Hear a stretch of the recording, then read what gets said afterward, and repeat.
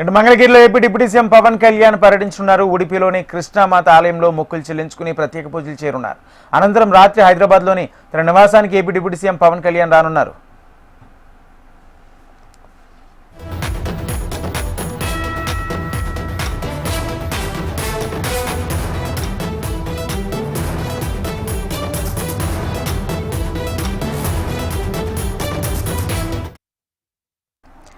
నేడు మంగళగిరిలో AP deputy CM Pawan Kalyan పర్యటించనున్నారు. ఉడిపిలోని కృష్ణామాత ఆలయంలో మొక్కులు చెల్లించుకుని ప్రత్యేక పూజలు చేరున్నారు. అనంతరం రాత్రి హైదరాబాద్లోని తన నివాసానికి AP deputy CM Pawan Kalyan రానున్నారు.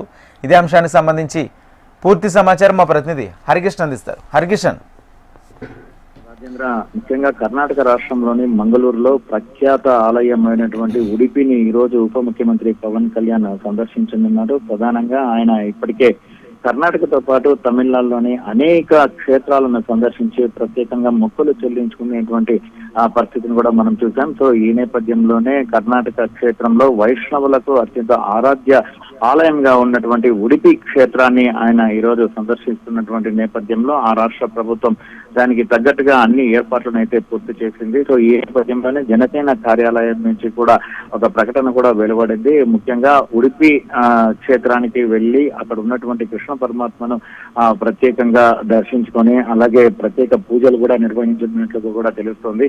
అలాగే కృష్ణమాత ఆలయంలో కూడా ఆయన ప్రత్యేక పూజలు నిర్వహించనున్నారు. అనంతరం అక్కడి నుంచి కూడా రాత్రి తన నివాసంగా ఉన్నటువంటి హైదరాబాద్ కు కూడా చేరుకోనున్నట్లుగా కూడా తెలుస్తుంది. సో ఈ నేపథ్యంలోనే ఒకవేళ కర్ణాటక రాష్ట్రంలో, ఎందుకంటే గతంలో ఆ రాష్ట్ర ప్రభుత్వంతో మంచి సన్నిహిత సంబంధాలు కూడా ఉప ముఖ్యమంత్రి పవన్ కళ్యాణ్కి ఉన్నాయి. ముఖ్యంగా ఆ రాష్ట్ర అటవీ శాఖ మంత్రికి సంబంధించి గతంలో ఏదైతే కుంకి ఏనుగులు అంటే ప్రస్తుతం ఇక్కడ ఎదుర్కొంటున్నటువంటి సమస్యలను ఇబ్బందులను కూడా గుర్తించి అక్కడ ఏనుగుల ద్వారా ఇక్కడ చిత్తూరు జిల్లా పలమనేరు ఆ ప్రాంతంలో పూర్తిగా తోటలు ధ్వంసమవుతున్నటువంటి నేపథ్యంలో ఏనుగుల ద్వారా వాటిని తరిమి వేసేందుకు ప్రత్యేకంగా ట్రైనింగ్ తీసుకున్నటువంటి కుంకి ఏనుగులను కర్ణాటక రాష్ట్రం నుంచి తెప్పించి వారికి క్యాంపులు కూడా ఏర్పాటు చేసినటువంటి విషయం తెలిసిందే. సో ఈ నేపథ్యంలోనే అప్పటి నుంచి కూడా కర్ణాటక రాష్ట్రంతో మంచి సన్నిహిత సంబంధాలు అయితే ఉప ముఖ్యమంత్రి పవన్ కళ్యాణ్ అయితే పాటిస్తున్నటువంటి నేపథ్యంలో ఆయన రాకను ప్రత్యేకంగా గుర్తిస్తుంది ప్రభుత్వం. అక్కడ ప్రత్యేకంగా ఏర్పాట్లు కూడా పూర్తి చేయడం జరిగింది. సో ఈ నేపథ్యంలోనే ఆయన దర్శనం అనంతరము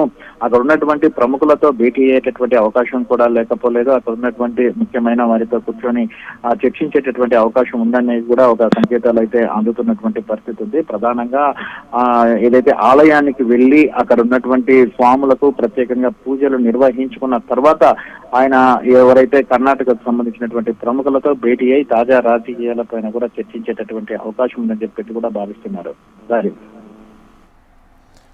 రైట్, థ్యాంక్ యూ హరికృష్ణ.